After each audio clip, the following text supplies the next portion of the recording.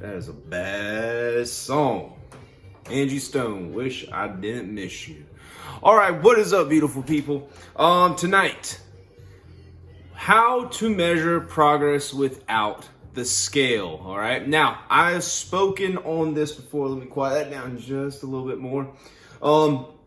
I've spoken on this in a different context before, but I often get questions and people ask me, how can I determine progress without stepping on a scale? And it's very, very easy. All right. In past videos and even like some of my Instagram captions, you guys hear me talk about third-party comments, right? That is only one aspect, okay?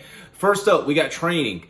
If you are getting stronger in training, especially in a fat loss deficit, we are making progress. You may not be able to see it visually, but if you are getting if you're getting stronger, if you're like increasing weight, if you're hitting volume PRs, meaning you're doing 1 week you're doing 2 sets of 8, next week you're doing 3 sets of 8 and 4 sets of 8 with either the same weight or increasing it. All right.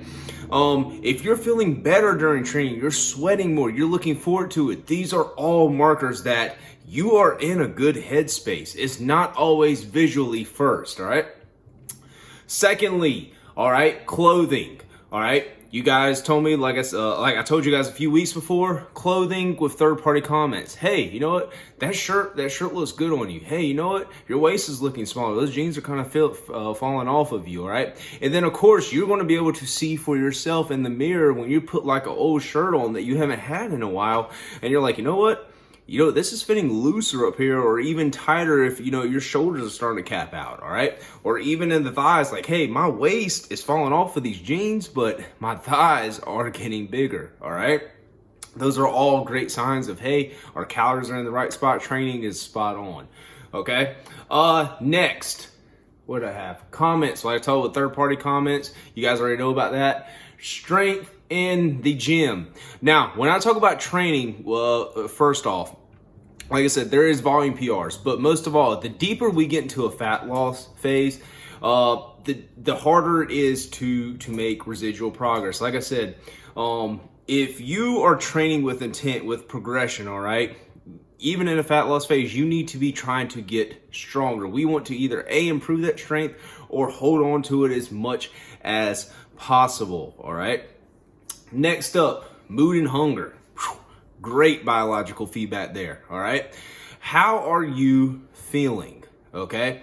Are you constantly hungry, okay? Now, in a deficit, this is me saying that you're never going to be hungry, all right? In fat loss phases, if you're experiencing hunger, that means we're in a good spot, and that means you're actually in a deficit and you're dieting, okay?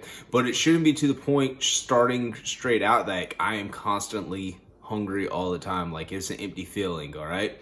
Also, mood. One of my adaptations that I normally have when like I've been in a diet too long, I get very irritable and I get very impatient, okay? How is your mood, okay? Whether it's in training or outside of training, how is your mood, all right? Another one is sleep. All right, sleep does affect your mood, especially when you're dieting, all right? If you're in a good headspace there, hey, you know what?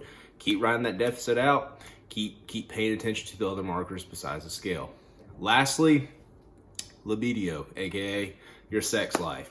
All right, I've consulted with guys, and 9 times out of 10, the leaner we get, especially guys that are in stage prep or composition, your things will not be as strong as usual. It's the same thing with women, all right? The urge to actually have sex and so forth does go down. So if your libido is good and you're killing it in the bedroom, if you want to say that, then hey, you know what, we're in a good spot. All right. So anyways, guys, those are a few markers of how to measure your progress in the gym, fat loss or whatever, without using the scale. I'm not saying the scale is the end all be all or what you should be using, but for some people, they cannot click into that headspace to step onto a scale, let alone just keep looking at it every day. It's one data point of many. All right. Anyways, guys, like, comment, subscribe. Follow me on @RealJohnsonGill on Instagram, and I will see y'all tomorrow. Peace out.